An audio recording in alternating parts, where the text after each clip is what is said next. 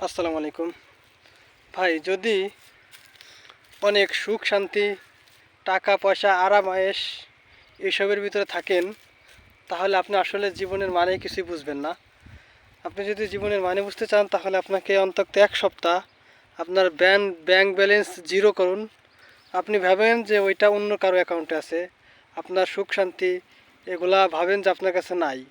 এরকম আপনি 1টা সপ্তাহ কাটান ভাই, দেখেন আসল জীবন কাকে বলে, আপনি মানুষ চিনবেন।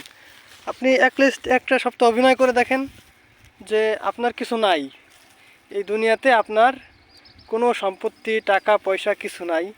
দেখেন আপনি আপনার মা বাবা কেমন আপনার কাছে হয়ে যায়। আপনি পর্যবেক্ষণ করেন 1 সপ্তাহ, দেখেন দেখেন যে আপনার বা মা আপনার সাথে কি ব্যবহার করে, আপনার বাবা আপনার সাথে কী, আপনার ভাই, আপনি সব কিছু দেখে অবাক হয়ে যাবেন। মাত্র 1টা সপ্তাহ আপনি আপনার ব্যালেন্স জিরো করে একটু অভিনয় করে দেখান।